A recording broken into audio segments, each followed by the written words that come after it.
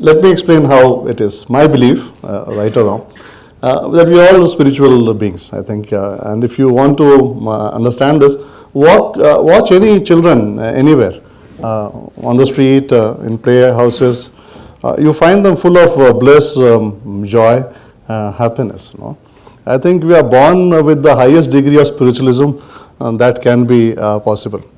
Then we spend our entire life destroying or covering it up with all the facade we want to build of power, of wealth, of or whatever we want to build, and we build it all together. And you ask anybody what you want, they say we want bliss, happiness. And then the question arises is, you were born with so much bliss and happiness, you are destroying it, and you are searching for it also. So if you look at, I think that's why Manjari also spoke, if you look at spiritual calling as such, I think we all inherent are spiritual souls in our own way. I think it's the facade that we build or we grow up with thinking that this is how we should be, this is how the world should perceive us, this is what is good, the power is good or the wealth is good, this is what we should acquire to become somebody. I think in that mad rush we forget ourselves. I think if we just allow that to let it be and we be natural, I think we would all be spiritual people. So it is not about particular instances. I think let me talk about it today when I look back and talk about this.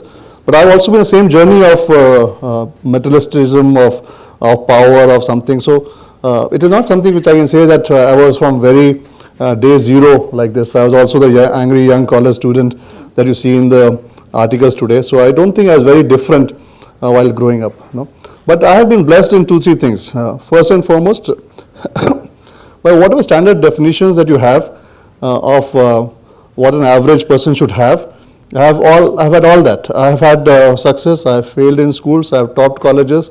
I have studied, not studied, done plays, wasted time, got into a job, got promoted, not got promoted, did a company as a founding employee. I had my own tough times, worked through the night, trying to reach the best position, reach there. Saw the world, every part of it.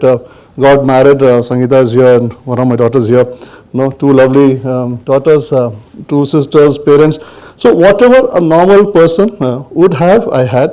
And I was also blessed to have seen what anybody would desire to see. Be it power, be it wealth, be it the world, meet many people. I think that somewhere as I went through the journey, I realized the futility of it all. The search of happiness in power, the search of happiness in becoming XYZ, the search of happiness in buying that car, I realized was very, very temporary. So that I think was the second biggest blessing which I had.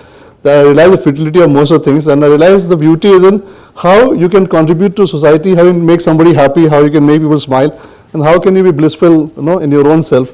And that is how the journey starts, and then you start understanding that, okay, there's nowhere that you have to go to look outside. You just have to one by one let go all your facades, and as you let go of your facades, your purity which is inside starts coming out. I think that is if you may say so, that is how it had been.